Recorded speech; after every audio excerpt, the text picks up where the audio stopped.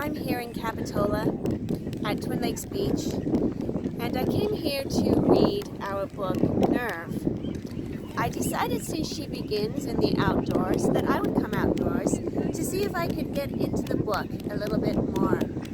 Sometimes I find if I change where I read, it takes me out of my own comfort zone, and it takes me out of my own distractions, and it puts me just in a place where I have nothing to anchor me but the book that I'm holding in my hands.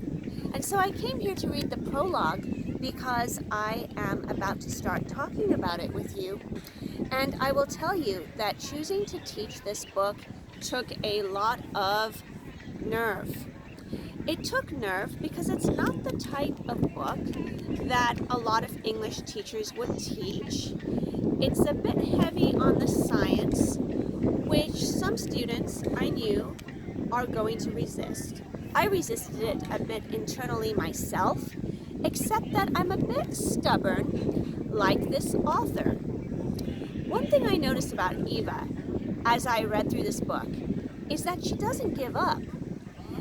She'll have an experience that she realizes fills her with dread or fear, but instead of saying, well, that's not for me, I'll go do something else, she says, no, I want to try again. I want to overcome my fear. I don't want to quit while I'm still fearful. Like she's trying to push through something that's blocking her from having a full life. And so perhaps that's a little bit like me with reading. If I find something I don't understand, I feel this urge to want to understand more.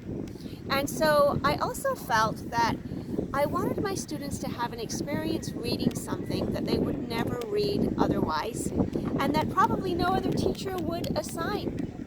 So I chose this book, and now that I have read it, I'm so glad I did, because there are so many different things going on, not only in terms of content, but the styles of writing. She writes about all kinds of things, and I have to say that right at the beginning, it was difficult for me to understand everything she was talking about.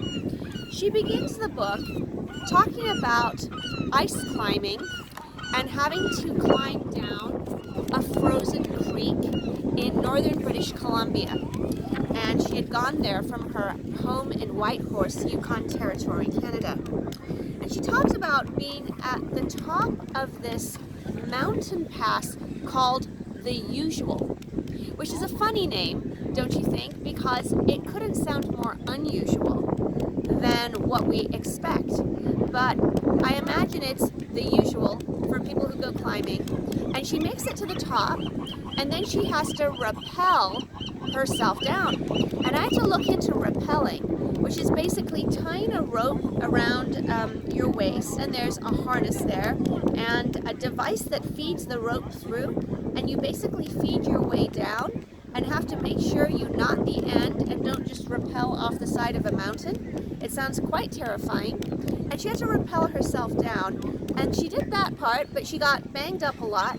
And then as she's about to climb down for the homeward stretch, she freezes. She has a panic attack and she cannot move.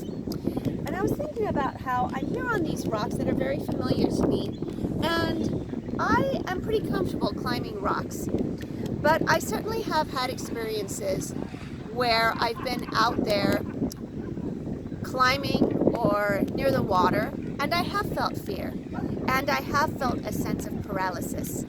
I remember the first time I went kayaking, and I didn't really know what to expect, and it was at Elkhorn Slough, and when I had to climb into the kayak, which is flat on the water, I suddenly felt like I couldn't climb down into it, and they had to convince me to take that step. So I was able to appreciate what she was going through a little bit. And then she starts to talk about losing someone she loves just a few months before this panic attack.